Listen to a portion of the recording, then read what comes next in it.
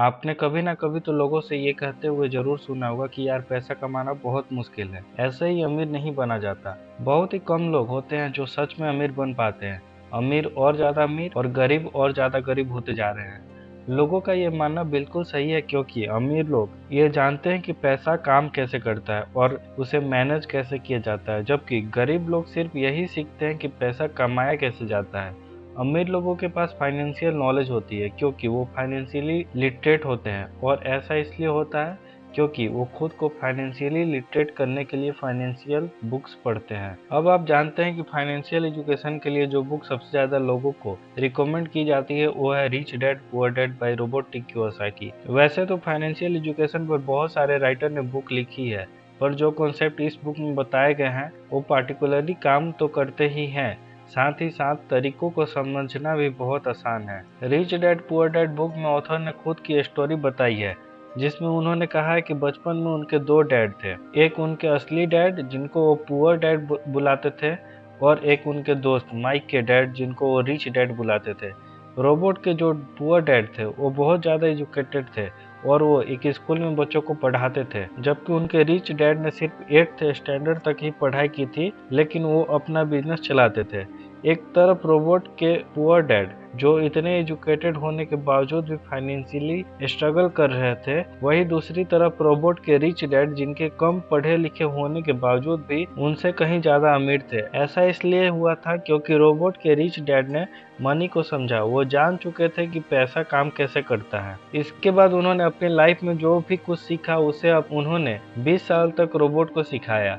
आप ये समझ सकते हैं कि इस बुक के अंदर रोबोट ने अपनी फाइनेंशियल लर्निंग की पूरी जर्नी शेयर की है, और जो भी बात उन्होंने अपने रिच डैड के पैसों के रिगार्डिंग सीखी है उन सभी बातों को इस बुक के रेफरेंस से मैं बहुत ही आसान तरीके से बताने वाला हूँ। तो गाइज, आज का वीडियो आपके लिए बहुत स्पेशल होने वाला है, इसलिए इस वीडियो को बहुत ध्यान से समझना। So let's begin. Number 1, rich don't work for money, money work for them. Author बताते हैं कि आजकल लोग एक तरह के ट्रैप में फंसे हुए हैं। वो स्कूल जाते हैं, अपनी स्टडी करते हैं, और जब उनकी सारी पढ़ाई पूरी हो जाती है तो वो 9 to 5 की जॉब ढूंढने लगते हैं जो उन्हें अच्छी सैलरी दे, और फिर जॉब मिल जाने पर वो शादी कर लेते हैं और फिर अपनी पूरी जिंदगी पैसे कमाते रहने में गुजार देते हैं। इस ट्रैप को ऑथर रैट रेस कहते हैं, और शॉकिंग बात यह है कि 80% लोग इस ट्रैप में फंसे हुए हैं।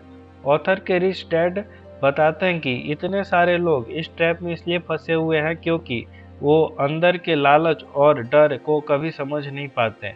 जो लोग गरीब माइंडसेट रखते हैं उन्हें ये लगता है कि अगर आपको बहुत सारे पैसे कमाने हैं या रिच बनना है तो हमको हाई सैलरी वाली जॉब करनी होगी, जबकि जॉब एक लॉन्ग टर्म प्रॉब्लम का शॉर्ट टर्म सॉल्यूशन है। क्योंकि जॉब करने से आपकी इनकम तो बढ़ जाती है, पर साथ ही साथ आपके खर्चे भी बढ़ जाते हैं। उनके रिच डैड ये भी कहते हैं जिनकी गरीब मेंटेलिटी होती है वो पैसे के पीछे बिल्कुल वैसे ही भागते हैं जैसे गधा एक बंधी हुई गाजर के पीछे भागती है, और जिस तरह उसके आगे गाजर दिखाकर उसका मालिक उससे काम करवा कर पैसे कमाता है, वैसे ही 9 to 5 की जॉब में बॉस अपने एम्प्लॉय से काम करवा कर अपना प्रॉफिट बनाता है। और जैसे गाजर के पीछे भागने से गधों को कुछ नहीं मिलता, वैसे ही पैसा के पीछे भागने से ये लोग भी अमीर नहीं बन पाते। इसलिए जो लोग कामयाब होते हैं वो ज़्यादा टाइम सिर्फ पैसे के लिए काम नहीं करते रहते, बल्कि वो एक ऐसा सिस्टम तैयार करते हैं जिससे उनका पैसा उनके लिए काम करता है और उन्हें पैसा कमा कर देता है। Second point, it's not how much money you make, it's how much money you keep. कई सेलिब्रिटीज और स्पोर्ट्समैन की नेटवर्थ देखकर हम बहुत ज़्यादा इंस्पायर हो जाते हैं और सोचते हैं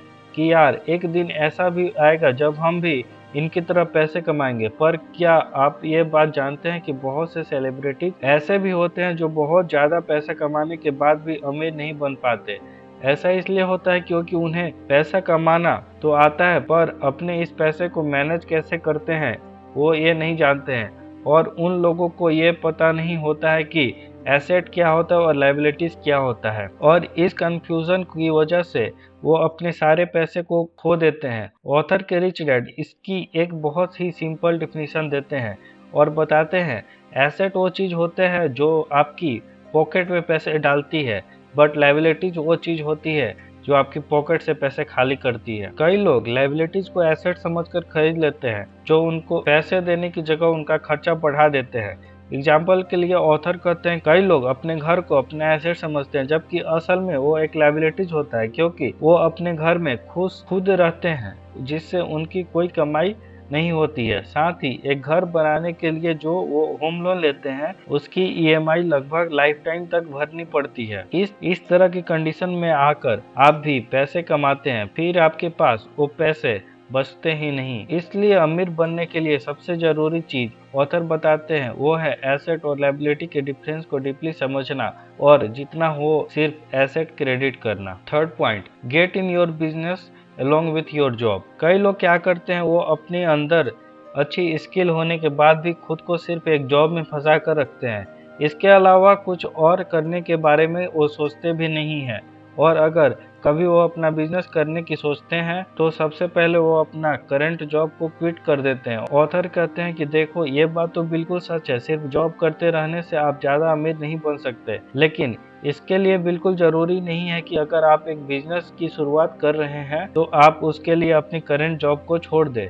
स्टार्टिंग में आप अपनी जॉब के साथ भी बिजनेस को चला सकते हैं। फिर जब आपको ये लगने लगे कि मेरा अब ये बिजनेस मेरे जॉब से ज्यादा इनकम दे रहा है और मुझे अब इस पर ज्यादा टाइम देना चाहिए, तब आप अपनी जॉब को क्विट कर सकते हैं। रोबोट के रिच डैड उनको बताते हैं कि देखो, जो अमीर लोग होते हैं वो अपना फोकस सिर्फ एक काम पर ही नहीं रखते, बल्कि वो अपने इनकम के सोर्सेज को मल्टीप्लाई करते रहते हैं। एक बार मैकडोनल्ड्स के ओनर ने यूनिवर्सिटी ऑफ टेक्सास में कुछ स्टूडेंट से पूछा कि बच्चों बताओ, मैं कौन सा बिजनेस करता हूँ? तो सभी स्टूडेंट ने हंसकर जवाब दिया, सर ये कैसा सवाल है, ये तो सभी जानते हैं कि आप बर्गर का बिजनेस करते हैं। स्टूडेंट का जवाब सुनकर रे क्रॉक बोले, गलत, मेरा असली बिजनेस बर्गर नहीं बल्कि रियल एस्टेट है, क्योंकि मैंने मैकडोनल्ड के बिजनेस को पूरी दुनिया में फैलाया हुआ है, और जो लोग मेरी फ्रेंचाइज खरीदते हैं उन्हें जमीन भी खरीदनी पड़ती है, और फिर उसी तरह मुझे बर्गर बिजनेस से तो पैसा मिलता ही है, लेकिन उससे ज्यादा कमाई अपने रियल एस्टेट बिजनेस से करता हूँ। रोबोट कहते हैं कि स्टॉक्स, बॉन्ड, प्रॉपर्टीज पैसे कमाने के लिए एक बहुत ही अच्छा बिजनेस साबित हो सकता है, क्योंकि एक तो यहाँ से पैसे अच्छे मिलते हैं और साथ ही यहाँ पर आपकी इन्वॉल्वमेंट की ज्यादा जरूरत नहीं होती। पर एक बात तो आपको हमेशा याद रखनी है, आपको वो बिजनेस करना चाहिए जो आपको पसंद हो, क्योंकि अगर आपका एसेट या फिर आपका बिजनेस आपके पसंद का नहीं होगा तो आप उसका ख्याल भी नहीं रखोगे। Fourth point, taxes are for poor and middle class people. हम सभी लोग ये अच्छी तरीके से जानते हैं कि टैक्स देना किसी को पसंद नहीं, लेकिन गवर्नमेंट के रूल की वजह से हर कोई टैक्स देता है। वैसे तो टैक्स की हिस्ट्री बहुत पुरानी है। टैक्स का कॉन्सेप्ट इसलिए लाया गया था ताकि लोगों के बीच अमीर और गरीब का फर्क मिटाया जा सके। पहले के टाइम में गवर्नमेंट सिर्फ अमीर लोगों से टैक्स लेती थी, और उस टैक्स का इस्तेमाल वो गरीब की हेल्थ और मेडिकल केयर में करते थे, ताकि इकोनॉमी के अंदर इक्वालिटी बनी रहे। लेकिन जैसे जैसे वक्त बीतता गया, टैक्स का कॉन्सेप्ट भी बदलता गया, और आगे चलकर अमीर लोगों की तरह पुअर और मिडिल क्लास लोगों पर भी टैक्स लगाया जाने लगा। और अब हालत ऐसी हो चुकी है कि गवर्नमेंट को पूरा टैक्स गरीब और मिडिल क्लास लोग ही देते हैं, क्योंकि अपनी फाइनेंशियल नॉलेज की वजह से अमीर लोग टैक्स देने से अपने आप को बचा लेते हैं। Fifth point, rich invent money. Robot के रिच डैड कहते हैं कि जो लोग बाकी लोगों से अलग होते हैं वो अपनी जरूरत पूरी करने के लिए नहीं बल्कि लोगों की जरूरत पूरी करने के लिए काम करते हैं। जैसे Jeff Bezos, mark Zuckerberg, Elon Musk ऐसे इंसान हैं जिन्होंने लोगों की जरूरत को बहुत अच्छे से समझा और फिर लोगों को वो चीज दी जो उनको चाहिए था, जिसके बाद उनका आइडियाज बिकता चला गया और अमीर होते गए। देखो, आइडियाज सभी के माइंड में होते हैं, और कई बार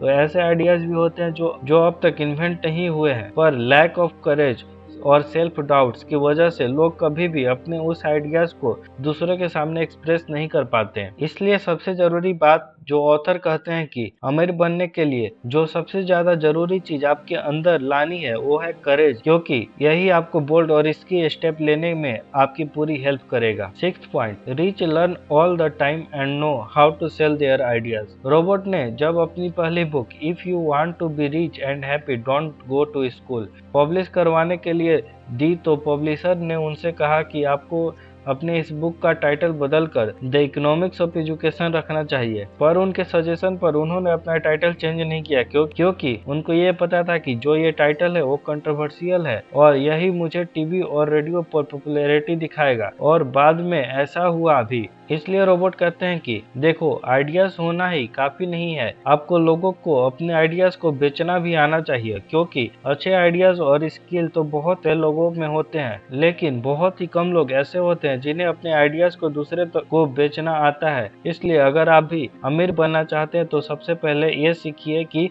जो भी आइडियाज और स्किल आप अंदर है, आप उसकी मार्केटिंग कैसे कर सकते हैं, मतलब कि आप उसे बेच कैसे सकते हैं। अगर आपको अपनी चीज लोगों को बेचने आ गई तो आप जरूर अमीर बनोगे। तो ये 6 रूल रोबोट के रिच डैड ने उन्हें सिखाए, जिसे यूज करके रोबोट आगे चलकर इतने अमीर बने और रोबोट की तरह आप भी इन रूल को फॉलो करके अमीर बन सकते हैं। ऐसे ही और कंटेंट के लिए हमारे चैनल को सब्सक्राइब करें।